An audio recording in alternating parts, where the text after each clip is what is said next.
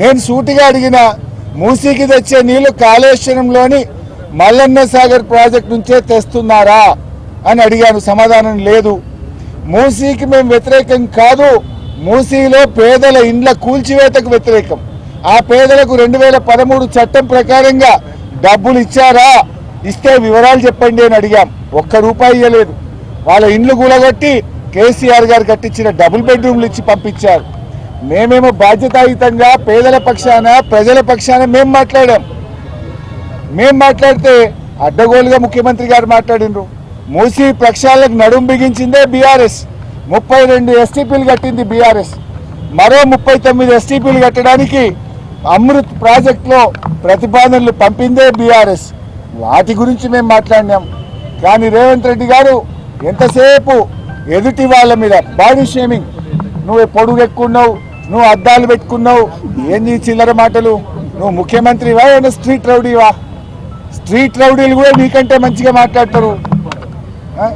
నువ్వు ఆ కేసీఆర్ గారి మీద పదే పదే చావు భాష కోరుకుంటావా? తెలంగాణ తెచ్చిన నాయకుడు, ప్రధాన ప్రతిపక్ష నాయకుడు, 10 ఏళ్ళు ముఖ్యమంత్రిగా చేసిన కేసీఆర్ గారిని పట్టుకొని అడ్డగోలు మాటలు మాట్లాడతావు. నువ్వు ఒక తెలంగాణ ద్రోహివి, నువ్వు ఒక నీళ్ల ద్రోహివి. నువ్వు కేసీఆర్ గారి పట్ల అటువంటి భాష మాట్లాడడం చాలా తీవ్రంగా మేము ఖండిస్తూ ఉన్నాం.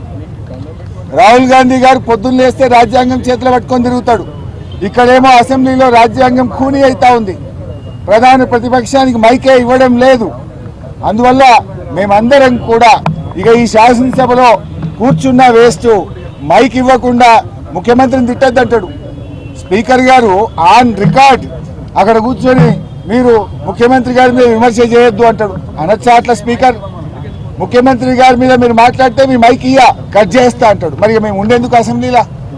స్పీకర్ గారి పక్షపాత వైఖరికి నిరసనగా ఈ శాసనసభ ఈ సెషన్ను బీఆర్ఎస్ పార్టీ బహిష్కరించాలని నిర్ణయం తీసుకున్నది.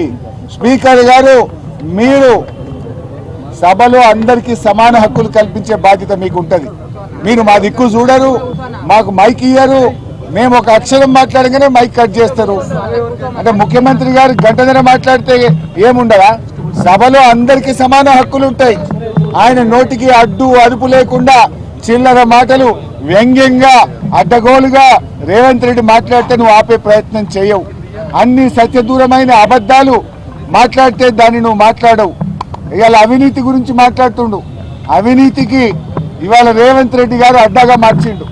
రాష్ట్రంలో ఎప్పుడు లేని ఇవాళ ఏ బిల్డింగ్ పర్మిషన్ రావాలన్నా, యూసీ ఇవ్వాలన్నా స్క్వేర్ ఫీట్ కు ఒక ఆర్ఆర్ ట్యాక్స్ పెట్టిండు. ఆర్ఆర్ ట్యాక్స్ పెట్టింది నువ్వు కాదా? హైదరాబాద్ లో ఏ బిల్డర్ని అడిగినా బిల్డరు చెప్తారు కదా, యూసీకి ఎంత తీసుకున్నావు, లేదా బిల్డింగ్ పర్మిషన్కి ఎంత తీసుకున్నావు, ఫైనాన్స్ లో బిల్లులు రావాలంటే 30% కమిషన్, ల్యాండ్ కన్వర్షన్ కావాలంటే 30% కమిషన్. ఈయన ఇంకా పైగా అవినీతి గురించి మాట్లాడుతుండు. అసలు నీకు మాట్లాడే నైతికత ఉందా? ఈ రాష్ట్రాన్ని అవినీతిమయం చేసినావు. ఫైల్ కదలాలంటే ఒక రేట్, పని కావాలంటే ఒక రేట్, అన్నిటికీ అఫీషియల్ గా కరప్షన్ కు కూడా ధరలు నిర్ణయించిన నువ్వు మా గురించి మాట్లాడతావా? ఇవాళ ఈ ప్రభుత్వం యొక్క తీరును, శాసనసభ నడుస్తున్నటువంటి తీరు, స్పీకర్ గారి వ్యవహారం